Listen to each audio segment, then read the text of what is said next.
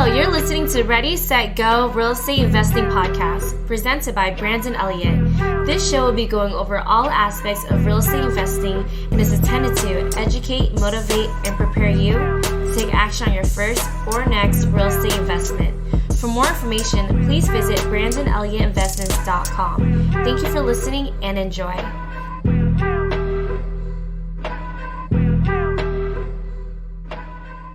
Welcome back, everyone, to Ready, Set, Go Real Estate Investing Podcast. I am your host, Mr. Brandon Elliott. I'm excited. We have Mr. Bossetti in the house, and I'm very excited. This gentleman is from Ohio, a slightly different area from where I'm investing in the hood of Ohio, but it's really cool to see what he's been able to build. And over the last several years, from where he first started off with to where he's at now, the partnerships he's partnered with 0%.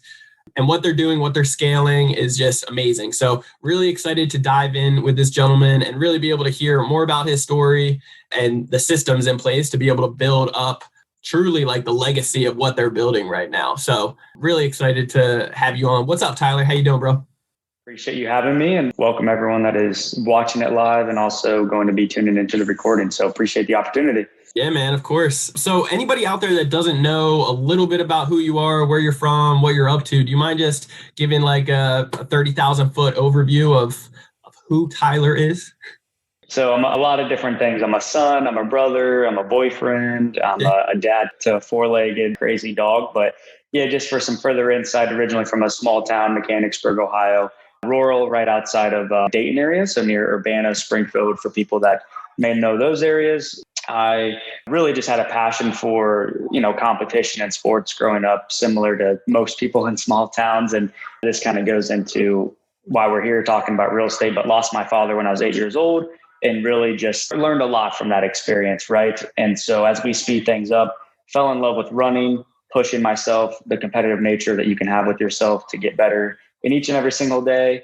I ended up going to Wright State University for 1 year. My intention was to walk on there for track and cross country, and quickly realized, hey, I don't want to run 15, 20 miles after the next day of our meets, and I want to go make money and not be in the debt up to my eyeballs. So, and also too, I'm not going to lie, I'm an outgoing, extroverted person, so I didn't really get the college experience. So I ended up transferring to Ohio State University.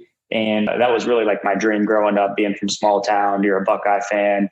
It's basically a cult to be an Ohio State fan. So, definitely was beating the odds along the way. And that's really how I operate for the most part, right? Is a good chip on the shoulder, trying to beat the odds, and ended up dropping out of college at Ohio State University, pursued the mortgage industry. Again, I was just going into this job originally thinking, oh, great, I'm going to have some decent money so I can go party on the weekends and afford college and do these things, right? But what I quickly realized was, wow, the person that, ended up hiring me, I saw his vision, I saw his leadership. I just was super, super inspired. And I'm sure we'll touch on it, but like just getting in that environment and seeing what a true leader looked like in that time of my life was super cool. It was like a father figure, a brother, a boss, all those things in one. And yeah, he had approached me after like 3 to 4 months of working there, where I was just cold calling people all day to get appointments to refinance their mortgages. And yeah, he approached me with like a position, right? And that led to me dropping out of college because I needed to put a lot of time and commitment into it. Yeah. And about 6 months later, I bought my first investment property in 2016, a duplex. So I did the house hack model, lived in one side, rented out the other. And someone actually ended up breaking into one side, lit my place on fire, and basically lost everything. And like I said, my father passed away when I was 8 years old from a house fire. So it really was like a weird symbolism, and, it kind of shakes you up a little bit, right? But I learned so much from that experience as well. I think for the most part, people learn a lot from adversity, and that's really just an opportunity to continue to grow. And at the time he was at Chase Bank, he wanted, a completely different life in terms of the traditional 9 to 5. And I was at this weird point where I was crushing it in the mortgage industry. I was one of the fastest growing loan officers in the country. I had zero intentions of not owning a mortgage company, right? And being an industry leader. But I also had this self-awareness and this intuition that business is shifting, and I don't really want to wear a suit and tie and talk to realtors and borrowers all day and blah, blah, blah. Like the ability to scale was way, way slower than being able to dive into what I see as this new entrepreneurship journey, being virtual, being able to build what we're building now at 0%. And for those that know who we are or not know who we are, at the end of the day, we're a financial services company focused on empowering people with education. And with that education, we're helping them get access to credit, leveraging creative financing to build their business, build income streams. And obviously we have, two funds with crypto and real estate. I mainly focus on the real estate side, of course. And yeah, that's my quick or not quick 30,000 foot view of who I am and what I do. So.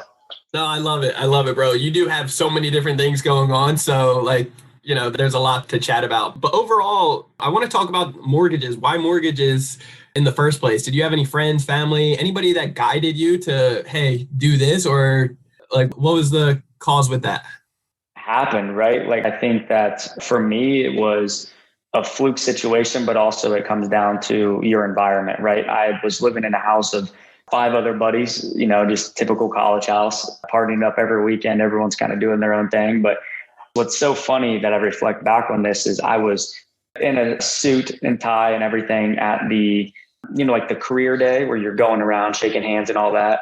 I remember walking around shaking hands wow, this is absolutely dumb. This is so stupid. Yeah. And I'm not kidding. I came back home and one of my college roommates was like, hey, one of my buddies is actually looking to hire somebody. And I don't really know what he does, but he's a funny, outgoing guy. And I think you guys would hit it off. I think you should go do an interview. Right. And he said that he's interviewing people in 45 minutes. And I was like, what?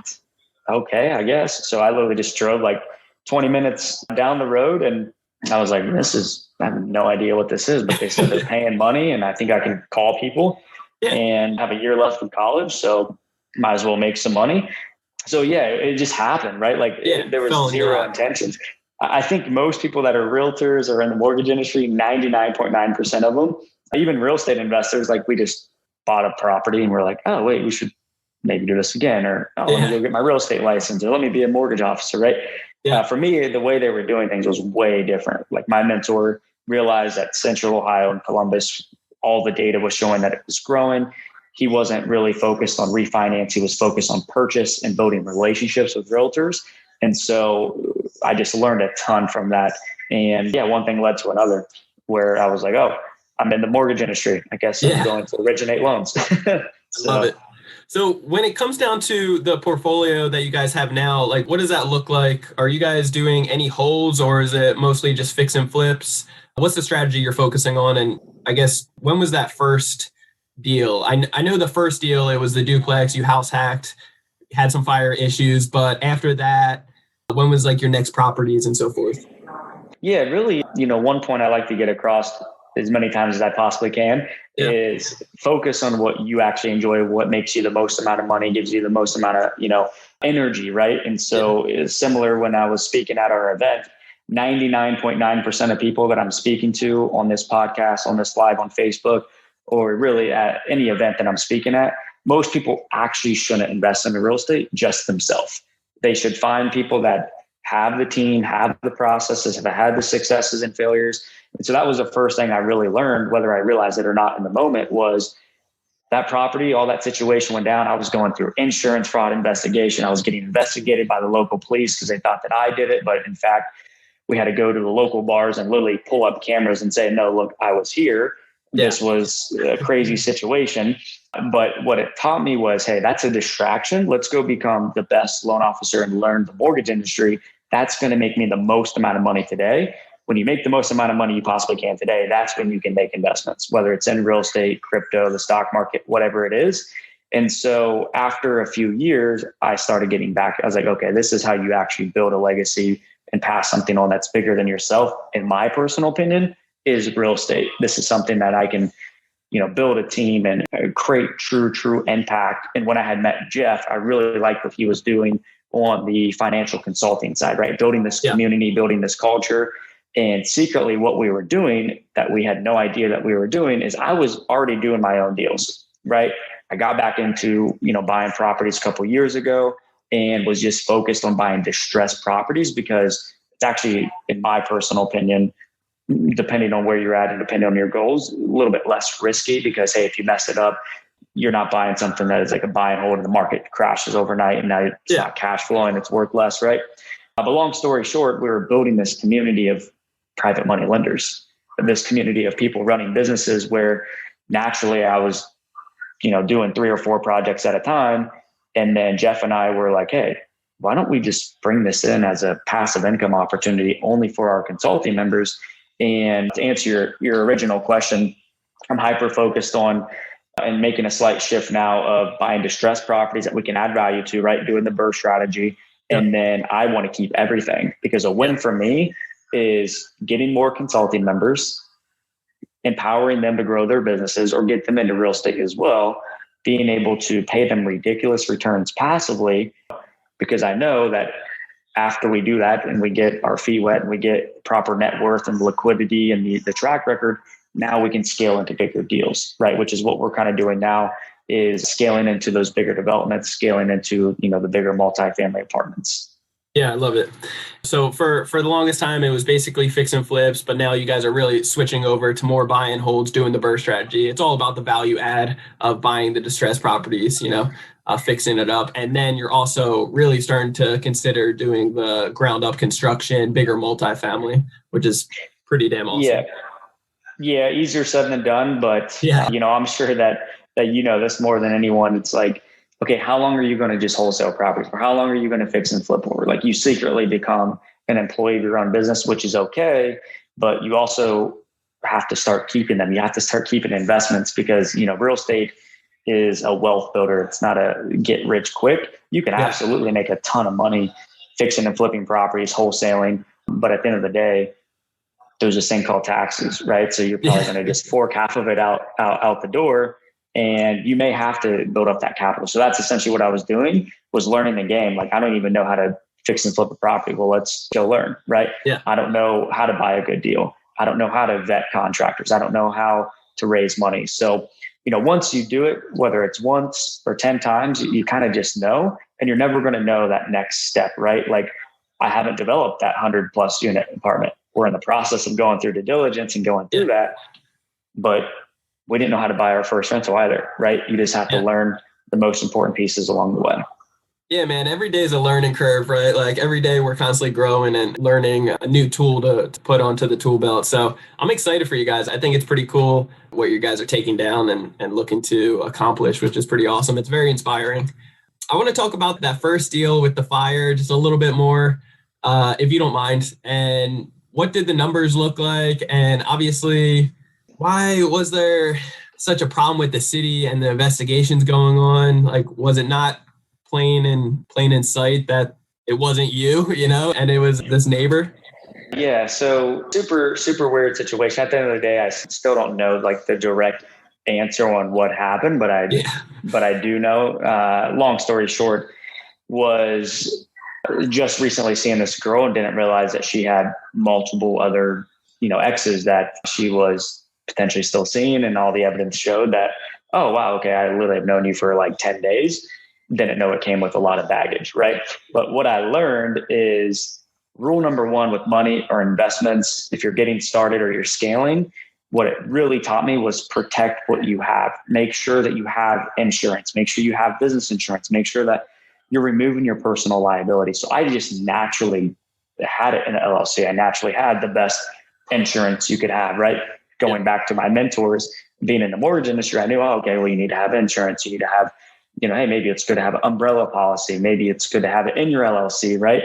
So protect what you have, number one. And then also people don't realize one of the biggest things when it comes to like fires or anything with insurance is actually self-inflicted. It's typically the homeowner creating the arson themselves to get the insurance check. So I bought the property for like $290, did a first time home buyer program and, got the down payment assistance. Property was great. It was cash flowing. And yeah, long story short, all that craziness happened. And I didn't realize, oh, wow, this is why you, again, have it in an LLC, why you have insurance. And thankfully I had the financials and everything to show them this wasn't me. Right. And they wanted to make sure it wasn't something weird with insurance fraud or something wild like that. But then I also learned the ability to just focus on what you need to focus on. I ended up selling the property. And also another thing I learned was when they went in and insurance fixed everything, right? there wasn't a firewall between the duplex. So I learned about coding, making sure things were up to code, all these different things, right? So in a secret way, my first property I purchased was a buy and hold, but in reality it was a fix and flip essentially. And then another thing I learned with this project, right, and was the best learning curves, right? Like you learned so much on that, I'm sure. Yeah, it was literally like a lifetime, I think, of investing almost in 12 months, right? Lost everything. Oh, well, actually, I didn't. I got a big insurance check because they covered everything. And this is why you have insurance to protect yourself. Also, this is the insurance you have when you have other people's money to protect them. This is why you have it in an LLC. You have to make sure your stuff is up to code. And then also when I sold the property for like $330, and I realized what capital gains taxes were, right? I sold it. I was like, oh, sweet. I have $40K of profit. Let's go get bottle service and have some fun. Then I learned about taxes, give up right? 20 of it. Yeah. Yes. So not saying those things to discourage anyone. People hear or read, all the tenants are crazy. Yeah, it's business. Shit's going to go wrong. It's not if something goes wrong, it's when something goes wrong. But rule number one, protect what you have. When the tenant doesn't pay you, what next? When the tenant destroys your place, when the property burns down, when the contractor screws you over, either one, you haven't done enough deals to get screwed over and something to go wrong, or two, you're lying, right? Yeah. So it's just a matter of protecting yourself first and putting you and your investors in the best spot to be protected. I love it, bro. So let's talk about lead generation for a second. How are you guys mostly getting your leads, and what does that process look like? Yeah, leads for like the properties. Yeah. Yeah. So thankfully it just comes down to, like I said earlier, the networking, right? Like 5 to 6 years in the mortgage space, knowing other investors, knowing realtors, and who was actually in the game 5 or 6 years ago. Yeah. You could imagine that if they're still in the game now, they're probably substantially bigger, right? They're probably doing more deals than ever. Yeah. And so for me, it was truly relationships, right? Like I have some of my best friends and closest people in my network here that are wholesalers and agents. So they know, hey, Tyler is going to buy it if it's a good deal, but he's not just going to buy this one. He's going to buy 2 to 3 more next week, right? And next month. And then, that just comes down to whether you've heard me say this or not, or the audience listening in is 3 Ps. It's people, processes, and profit. So if you get enough good people around you, general contractors, property managers, wholesalers, for me, I will likely never go get a team built around finding those leads or selling mailers out and doing the wholesale, right? It's just not my specialty. I don't want to learn that whole business, right? I get it. I know the 1 to 10 steps, but those 1 to 10 steps sound good on paper. I'm just going to reach out to my 6 connections and 10 agents or whatever and be like, hey, find me a deal. And guess what? I'm going to go buy more if you send me more. So I do the exact same thing. And it's something that like, hey, if we spent the time, the energy to create a wholesaling business that we could cherry pick and, spend the $10K a month on advertising out here in San Diego, that's what the market goes for, then I could save so much money. But we build up the relationships. I'm totally okay with, if it's a good deal, paying the 40, 50K to the wholesaler if the numbers work, and I don't need to worry about that aspect.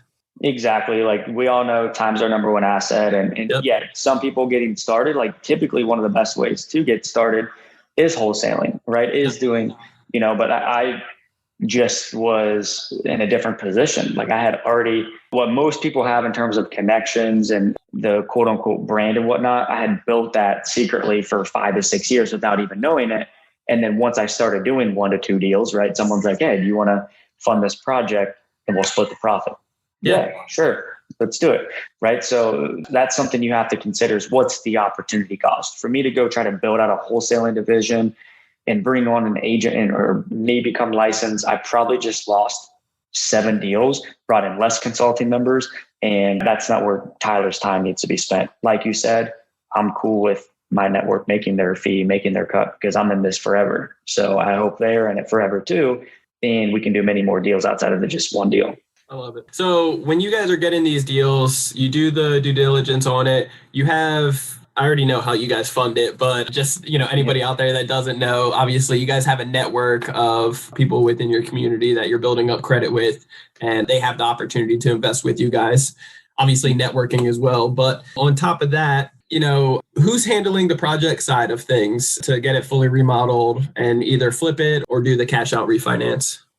Yes, I'm handling all the, day-to-day decisions. And this is where my biggest weakness is construction, right? I, could still probably walk through a property right now and be like, I still need to get my GC's eyes on it because I still don't know if we need to put 50K into it or if we need to put 60K into it or 75K into it, right? Sure. And so once I had like 6 or 7 projects going, I was like, oh, my biggest flaw is project management and knowing what truly needs to go into it. Yeah. My biggest strength is networking, getting attention, doing podcasts, raising money, and operating as a CEO with time, capital, and people, right? To make sure, hey, these numbers do make sense.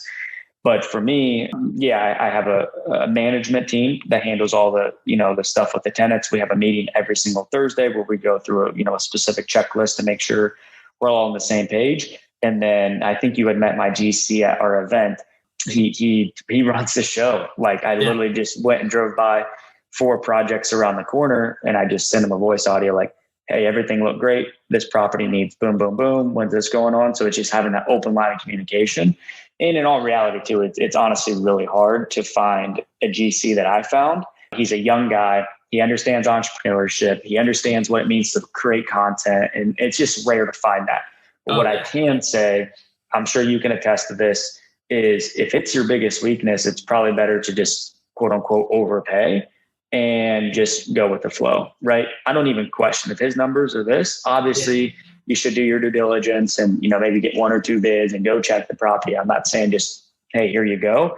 Give it away, but, but it takes time to get to that point. But I will say, if you're buying your first fix and flip or your first property and you have 3 bids and you're like, I really, really like this person, great resources or great, projects, has a good reputation, don't see anything negative, and he's $6,000 more, I can tell you that that's probably going to make sense if that's your weakness. If you're like, hey, I know construction, I know this area very well, and then you have to make that decision yourself. But yeah, that's so good. And, I can definitely agree with you. A weakness on my side as well is I didn't have the construction background. So each project, we're doing something different. They're not all exactly the same, but over time, you get more confidence, okay, this is what we're doing on each project. And you start learning over time, what this looks like and what the overall average cost should be, right?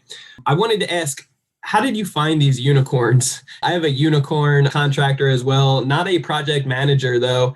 And, mine personally came from a referral that I met over time. And I feel like a lot of situations end up being like that. But I'm just curious, for any listeners out there, I think that is a valuable key component of like finding and building, just like you said, the people, building out your team to find the right one that's really the best fit that you don't need to worry about, Yeah, no, I think it stinks because I feel like books I read, podcasts I listen to, like we just all talk about networking. But it's the truth. Like if you can't network, then you're probably going to have to partner with somebody that can network, right? Like you're going to have to maybe just, go sit in your closet and have somebody else go shake the hands if you need to. But that's exactly, I had just a bad experience with somebody that was quote unquote running my projects before, but I realized I was the one actually running the project. And keep in mind, I'm still, again, running the project, still checking in, still doing my due diligence as everyone You're the boss, should. right? You gotta oversee a lot of things here and there, but yeah. Exactly. But to get to your point, I just had a few buddies that are investors locally.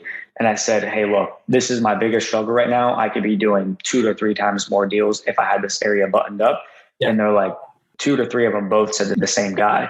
And so I literally was like Friday night at 9:30 p.m. I messaged him and said, hey, I want to talk to you right now. Are you available? And he was. I was like, okay, what the hell? I'm not sure if that's good or bad. And we just created rapport. We just said, hey, look, this is what I'm expecting. This is what you're expecting. Like, what's that mutual value for him? He's consistently getting deals.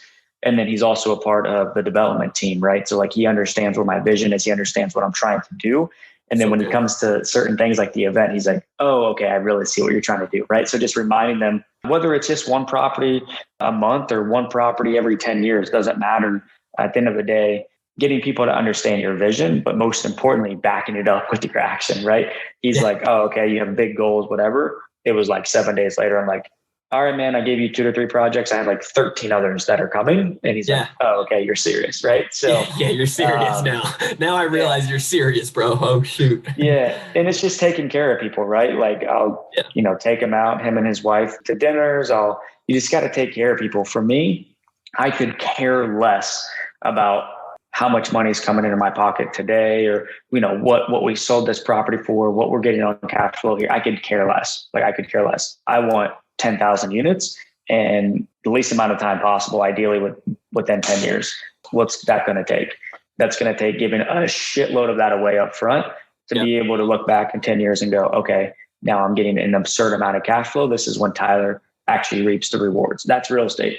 It's taking the day-to-day out of it and thinking, what does this actually mean in 10 years versus the decision I'm making right now? And that's where I think people fail. Where I failed is cutting the corners and trying to save the penny, but in reality, you're losing the dollars. Yeah. I think it's so important, first off, to look at the end goal.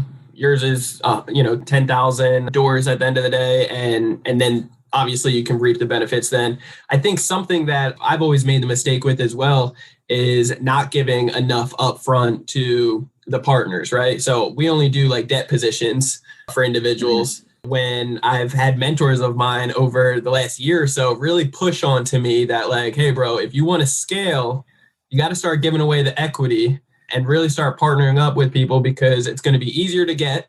Everybody, wants to jump into the equity position, and you'll be able to get there to your goal a hell of a lot sooner.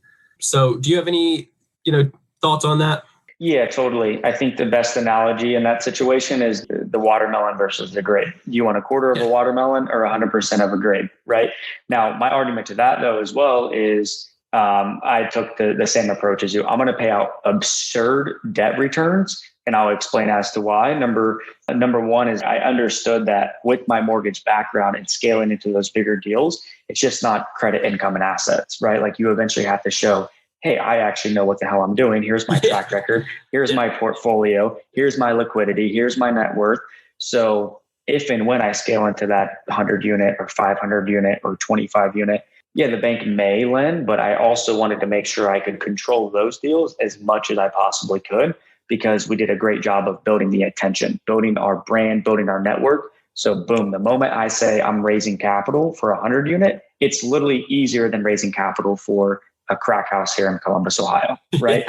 And so I took the same approach. I decided to pay out absurd debt returns so I could quickly move. Speed. I don't want 3 deals going on. I want 30, because I want to feel what it's like to really, really be, dive right in and figure this game out. But also I understood printing money. I understood inflation. I understood that, hey, consulting members, you need to put your money somewhere, because your 100K is actually worth, 80 to 70K in the next 12 to 24 months. So you need to put your money into cash flowing assets. And when you educate your audience and you educate your private money lenders on that, not just, hey, you're making 8 to 12% return, but I'm going to help you get 15 to 30% returns, let's say, they go, oh, wow, I have to put money with you, right? And for me, I'm willing to give it away because the velocity of money, right? I'm able to turn that money way quicker. You build that trust with them, and then you have a real conversation with them in 2 to 3 years. Hey, look, I'm not paying you absurd returns like this anymore, right? But I'm going to start giving you equity, and that cash on cash return, the tax benefits, and the long-term play. Now, this actually makes more sense. If you want to invest, great. I've proven to you 3 to 4 deals that we can do it, and this makes more sense. So some people, they do the opposite. They don't want to pay out those returns. They want to give up some equity. For me, I wanted to be able to scale into these bigger deals by being able to control the equity as much as I can, and making sure that the people that actually believe in us since day one are getting that upside alongside the way. So, yeah, that's good. No, I love it. I think I heard you mention this at the event, and just speaking in general, as the deals are coming in and there's kind of a certain threshold of certain members on each project of how much they can handle, right? I think you said 6 or 7 projects before you need to get another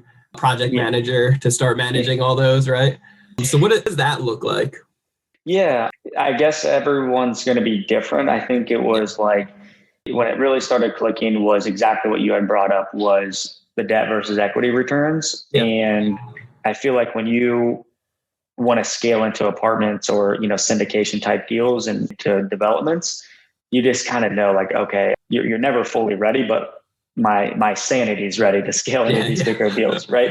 And in fact, I think most of the time, 1 to 10 unit distressed properties in growing areas, I think that hypothetically on paper, those are truly the best deals, right? Sure. If we want to look at data over the next decades and decades to come. But from the economies of scale, I was driving around to literally, like I told you, over 20 different projects going, wow, I just wasted probably 5 hours of my day. When I say wasted, it's more of like I could have produced content. I could have gotten more consulting members in. And so many other things, right? Yeah, I could have been on a podcast like this. So you kind of just know. And because I have a good GC, because I, have a phenomenal development team that was, put into place last year in Q4.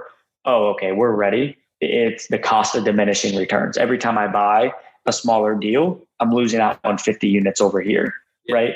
And so some people, they may only be able to handle 2 projects because they're doing, the repairs. They can't raise capital like we can, right? Or they're doing some of the work themselves. For me, trying to operate as a COO, I'm trying to operate in terms of who's getting it done, what money needs to be raised, and how can we be efficient with time. I'm not trying to be the project manager, right? Yeah. So really, you kind of know like, oh yeah, I need to scale into bigger deals, right? Or I'm really good at this one thing. How can I bring that value to somebody else in their deals? And they're a little bit ahead of me, or they want to scale into bigger deals. And maybe you can get a cut off of that deal by partnering up with them, right? And so I think that's just a question people should ask themselves.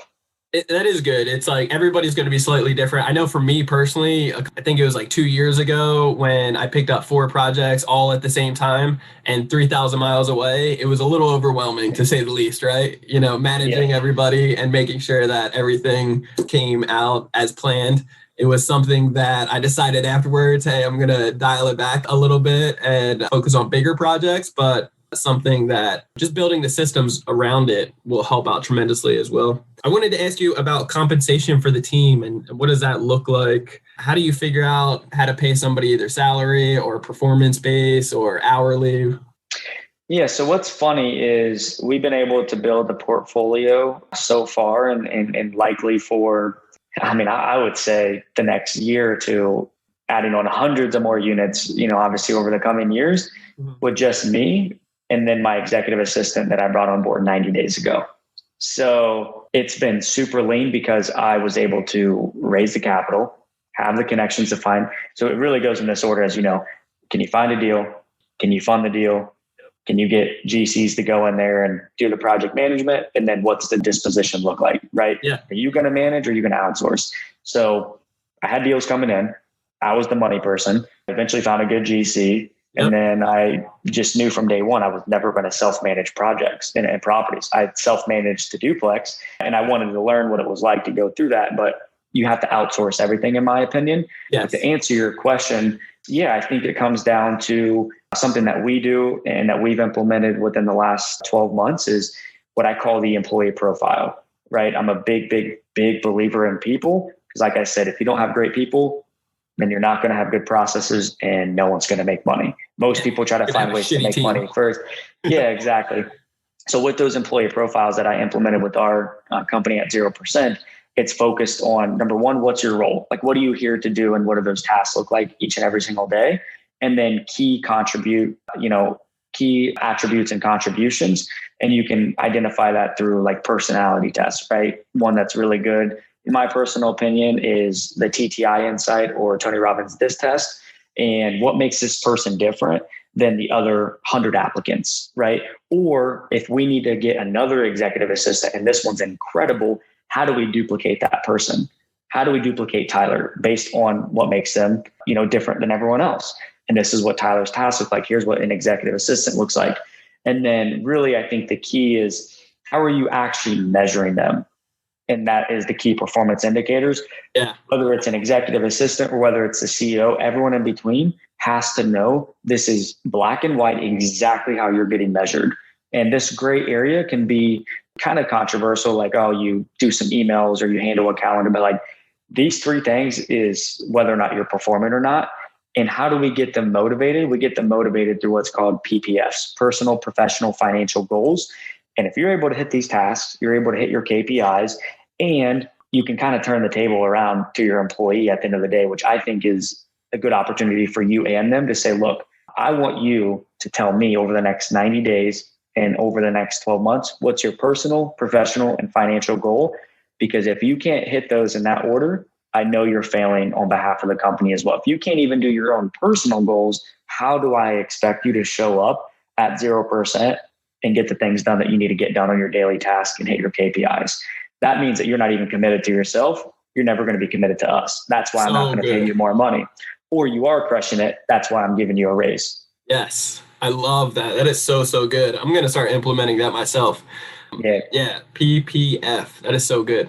So how are you guys actually tracking the KPIs or like CRMs or anything behind their performance? Yeah, we'll do meetings on Thursdays, and we'll go through an RPI, result, progress, and issue meeting for an hour. We're bringing the executive team members in each department, right? So we'll have our marketing, we'll have our sales, we'll have our tech, we'll have our executive assistants, our credit repair side, we'll have our consulting team, and everyone is the executive leadership team member.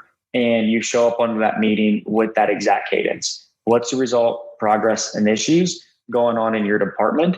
And then what does that look like from a KPI standpoint, right? So for me, it's, hey, we have X amount of deals in the pipeline. We turn these 4 properties into Airbnbs. We stabilize these 2 units at and an additional X amount of revenue and cash flow. We have a real estate webinar coming up end of July. We have X amount of tickets sold. Here's the issues that we have. We're having an issue where we're not able to get 10 more tickets sold, right? We're behind on ticket sales, or struggling getting this unit turned fast enough, or we're struggling getting this unit actually stabilized, right? So how we're measuring that is everyone should be tracking that on a sheet, but with technology, we just made a recent big change to HubSpot to, track sales and track those different things. But honestly, all the tech stuff is a little bit over my head. That's why we have a CTO. You can get as simple as really going on Google Sheets to get started. Sure. You can say, hey, what the hell are your KPIs? Here's how you're measured. And then here's your RPIs, results, progress, and issues. And then everyone can share that on a meeting. And then you can start integrating, technology into how much money did you raise this week? How did that break down to each day? How many investors did you got to speak to get that amount of money? The biggest thing that I see with myself and many other people and entrepreneurs is the fluff. Right? How do we eliminate the fluff? How do we just be focused on out, right? results? Right to the point. Yeah, exactly. So yeah, that's so good, brother. I love that. Let's talk about the market for a second. Nobody's got that crystal ball, but in your market or even nationwide, do you have any thoughts of what we're in some different times right now for sure? Do you have any thoughts on what the future looks like? Yeah, I think, history is a great way to predict the future. It doesn't mean that it's going to be exactly right, but history, quote unquote, repeats itself. And let's not try to reinvent the wheel, right? Yeah. Rocket science or, real estate's not rocket science. So number one, it's being logical with a recession and a crash, right? Like when does that traditionally happen? Traditionally, we see a pretty big drop in real estate every, let's say 15 years, right? Most people are programmed that it happens every 8 to 10, but that's typically the stock market, right? A lagging indicator is typically real estate. The last thing that typically crashes, again, I'm saying typically because it could all come crashing down today for all I know.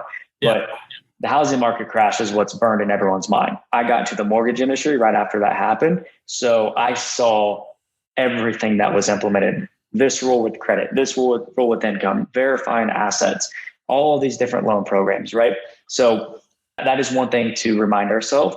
And that data or time frame looks like we may see a correction in 2023 to 2025, right? The second thing I look at is what do I actually know in this industry? I know the financing side.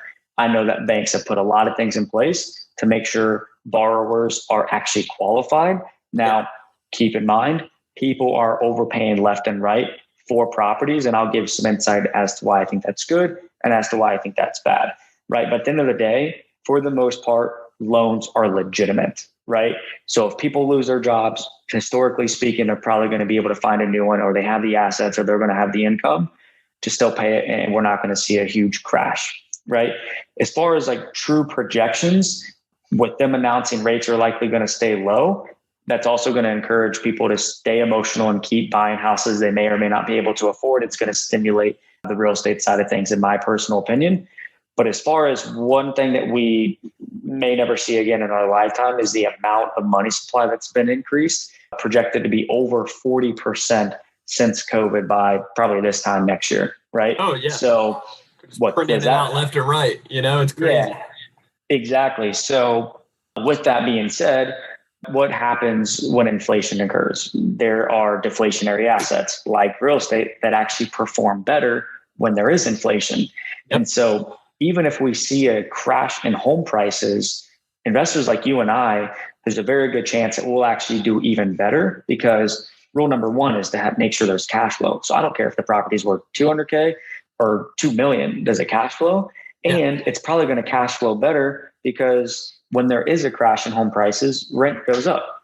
So guys like you and I secretly probably want to see a crash because we can go buy more and our properties will perform even better, and we'll still be leverageable to the banks to still get access to money. So if you're on the fence, but what we're seeing, to not keep going with this, you can just tell me to shut up if you wish, but you're good, brother. Keep going. I think what we're seeing with all this money printing is, people got a stimulus check, people got all these different loans and whatnot, right? Whether they're deploying that into real estate or not, probably not happening. But what we're seeing is we're seeing foreign money, we're seeing hedge funds coming in as well, right? So if Columbus, Ohio is appreciating that over 10% month after month, it actually kind of makes sense if the property is listed for $300,000 to buy it for $330,000, because in 3 months it's going to be worth $330,000, $350,000, $375,000, right? And we're also seeing these hedge funds that have billions and trillions of assets go in and say, hey, we're going to actually allocate 5% of our portfolio, our cash reserve of 5%, to just go buy up single family homes, because they're just hedging inflation. They're saying that our $1 is going to be worth 60% of this in 12 months. So instead of making money, rule number one with money is protect it and don't lose it. Like I said, with the first property. So if anything, you should be buying real estate to just make sure the $100,000 you have, or, other people's money that you can get access to, is actually worth at least the same next year, versus everyone else, their money is going to be worth 40% less. And so when you can articulate that to your audience, articulate that to your investors, they're like, oh, wait, we're not getting at least 15, 20, 30% returns. Whatever that true inflation number is, you're in the hole. Yeah. And a great way to hedge that is through real estate. Yeah. No, it's so good. Inflation right now, I think it's at like 4.2 labeled at that, but God knows what it truly is. And because they are just printing out so much. So buy those real assets, get it at the discount price, do the remodel, get it in a fixed mortgage as soon as possible, and you'll always do well. But make sure it's a cash flowing asset, like you said. Yeah, whether that number is 4% or whether it's 40%. Yeah. I'm not smart enough to know exactly how to calculate exactly what it is, but other billionaires that I study and watch in books and whatnot, a lot of the data is showing about 15 to 20% is what it's truly going to be, if not there already. Sure. So the question to ask yourself, if you don't even know what inflation is, or if you're like, hey, it's not that bad, what is good to know is, for the most part, everyone can agree inflation's happening. Gas prices going up, supply and demand issues in every industry. So we can all agree, hey, things are more expensive. Products and services are more expensive. But the key thing to know is, how do you decrease inflation? You decrease it by increasing interest rates, which has been announced 57 trillion times in the last couple of years, is not going to go up. And they just announced it again a week ago. So that's not a good sign of inflation. And then you also raise taxes and or wages are affected.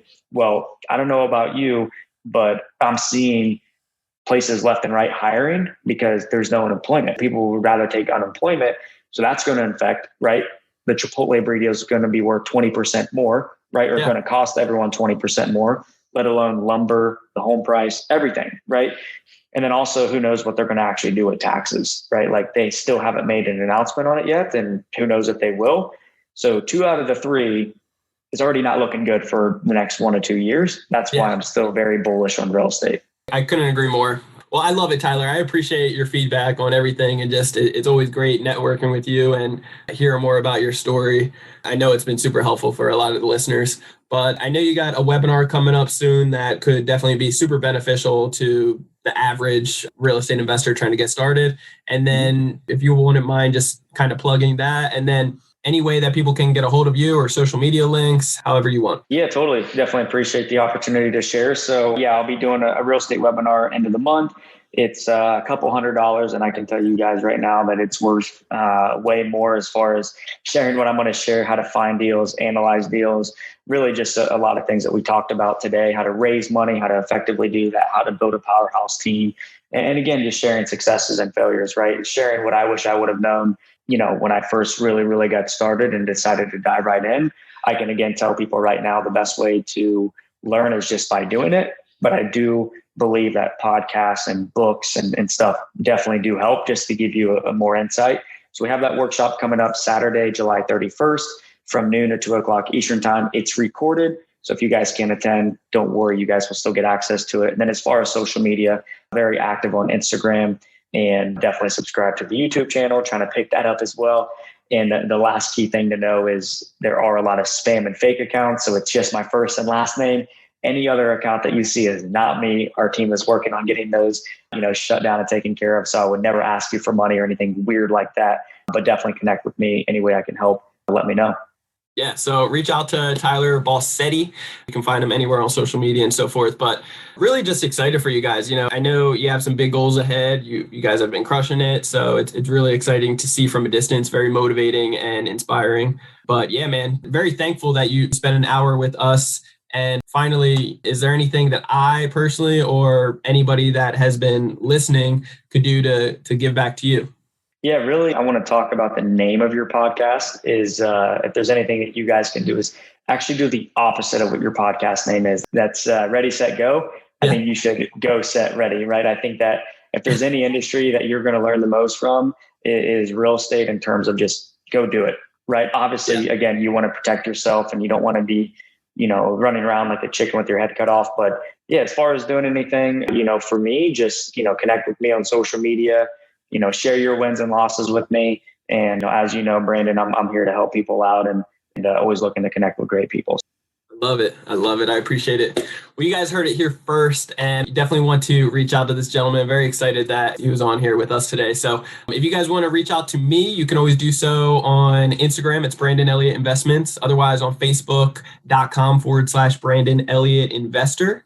If you are looking for do-it-for-you services for credit repair, then you can always find us at creditrepairmobile.com. And then if you're looking to get educated, understanding how the banks, lenders are judging you, how to be able to fix your credit very quickly, build up your credit very quickly, several 6 figures, even up to 7 figures in funding, and be able to leverage it into real estate or Walmart automation stores and so forth, then you can always check out our mastermind group at creditcounselelite.com. But until next time, guys, I appreciate you guys all for tuning in. Make sure you hit that subscribe button so you get the newest notification every single Monday for the next episode, and then leave a review. Greatly appreciate all the feedback. And we will do a quick little giveaway for anybody that does leave a review. Just send me a screenshot on Instagram. So Brandon Elliott Investments. And because Tyler was talking about taking action, I will give you guys my book, Action Driven, absolutely free for every single person that shows me on Instagram, basically just subscribing and leaving a review. Okay. So until next time, guys, appreciate you so much. And you guys all stay blessed. Thanks, Tyler. Appreciate you, bro. Yep. Thank you, Brandon. This has been another episode of Ready, Set, Go Real Estate Investing Podcast, brought to you by Brandon Elliott. For more information, please visit BrandonElliottInvestments.com. Also, please don't forget to like, share, and leave a comment below. Thanks again for joining.